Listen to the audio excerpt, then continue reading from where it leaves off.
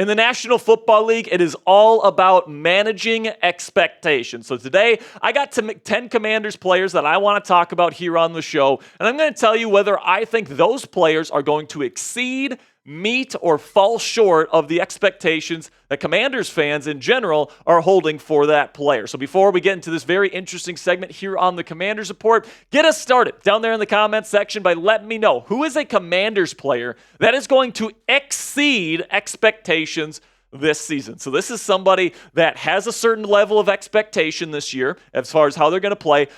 Who's a guy that's going to be even better than that? Let me know down there in the comments section. Can't wait to see some of the names you put down there in the comments. So let's start with the quarterback himself here, Maverick Jayden Daniels. And this is somebody that I do think has some level of expectation because he was last year's Heisman Trophy winner. He was the number 2 overall pick in the draft. And last year's number 2 overall pick, CJ Stroud, was not only the rookie of the year, but he led his team to a playoff win. So I do think that the expectations are relatively high when it comes to Jayden Daniels. So, I think he's going to have some rookie mistakes, all these different things.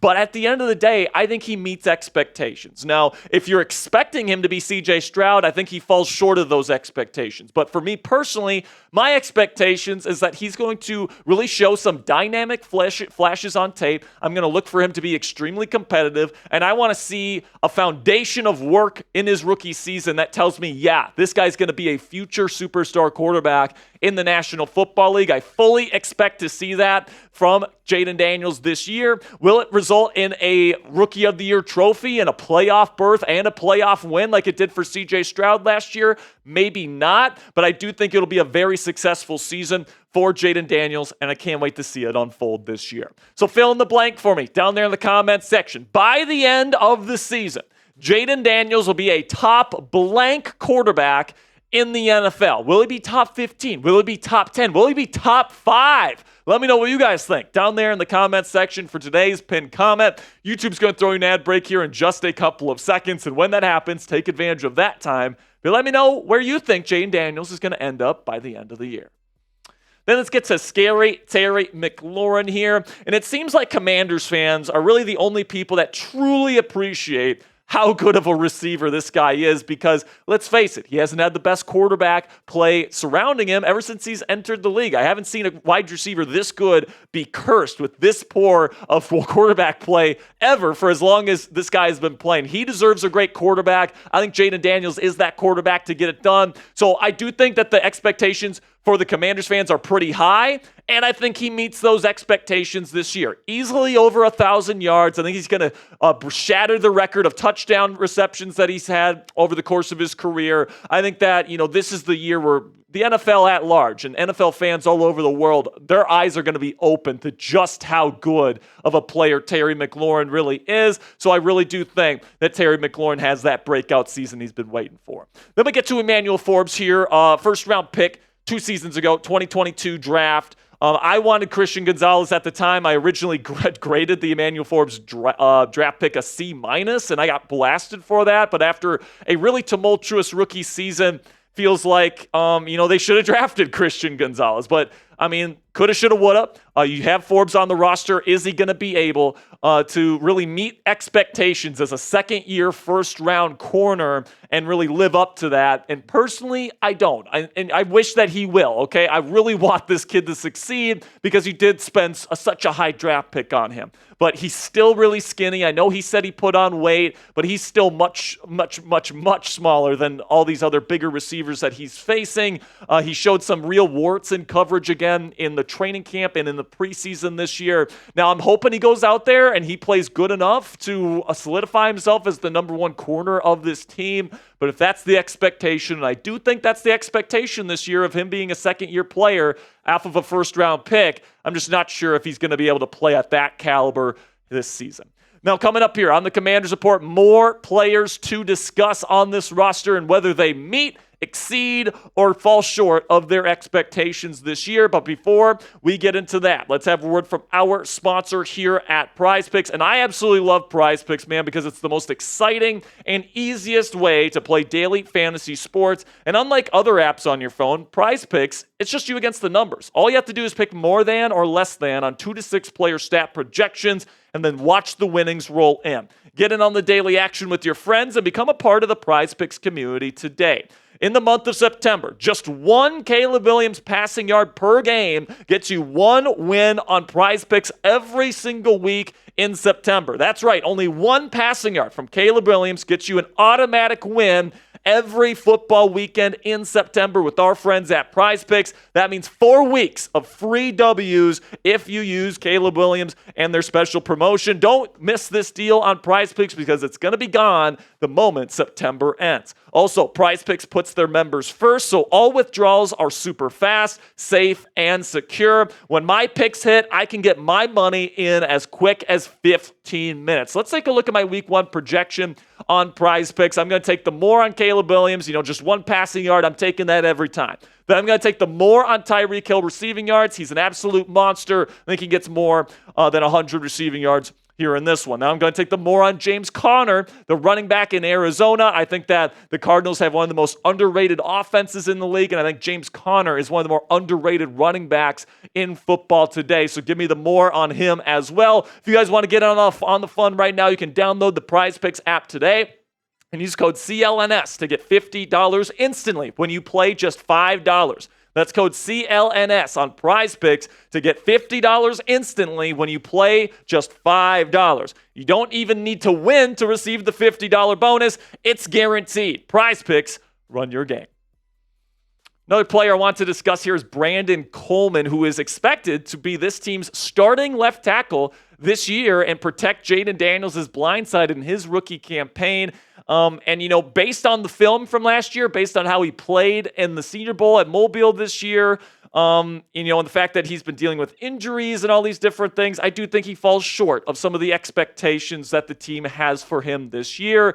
I'm hoping to see good things. I'm hoping that eventually he develops into that star left tackle, that franchise left tackle that this team is hoping that he can become. And by the way, he's got the physical profile to do it. He can move. He's big. He's got long arms. He can move people in the run game.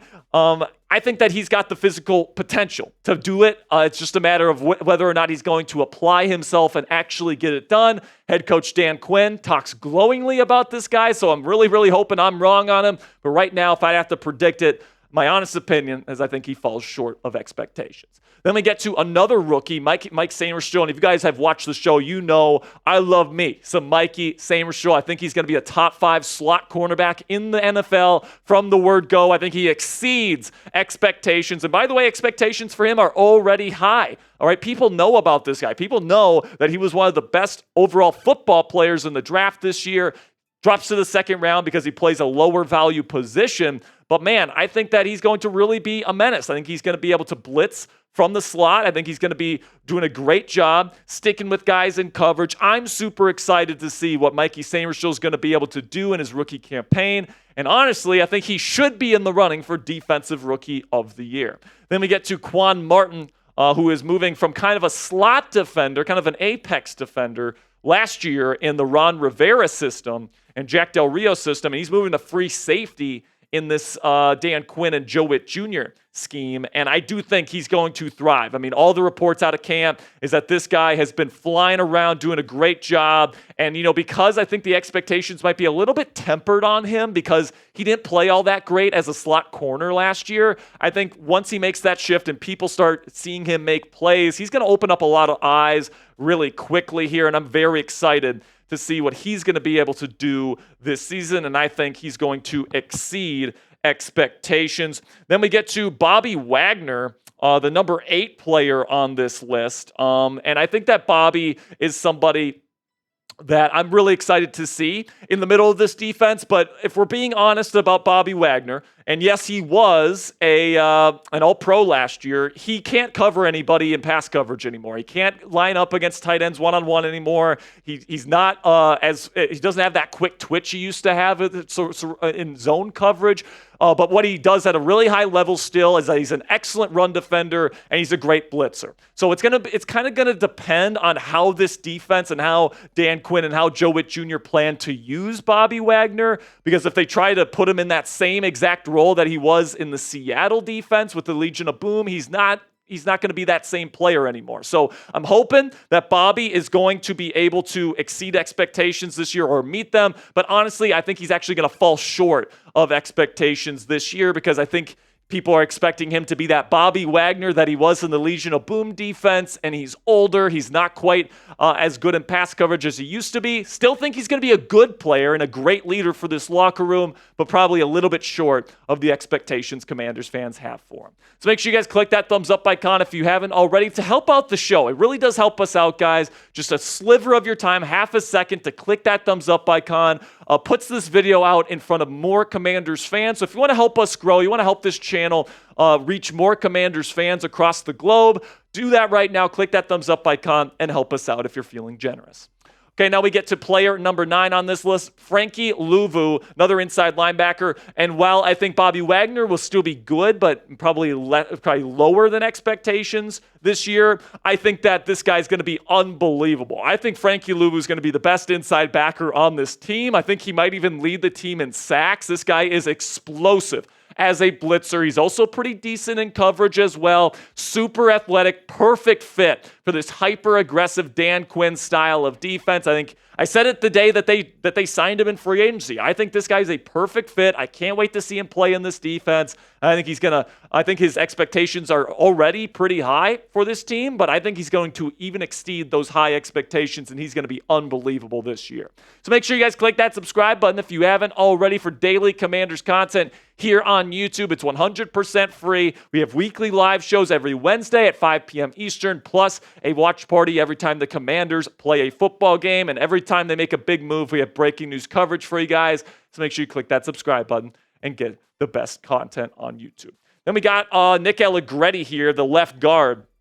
And, this is somebody that's never been a established starter in the league until this year, all right? He did come in for the Kansas City Chiefs, won a Super Bowl with them last year as their starting left guard once they had some injuries, which is why the Commanders believe in him to assume that role now. But I think that people expect him to be a pretty decent starter at this level at left guard. And you know what? I'm going to say he meets those expectations. I don't think he's going to be anything special, all right? But I think he showed last year that he's extremely tough. He is dependable, and he's not going to be a turnstile, all right? He's not going to be terrible, in my opinion.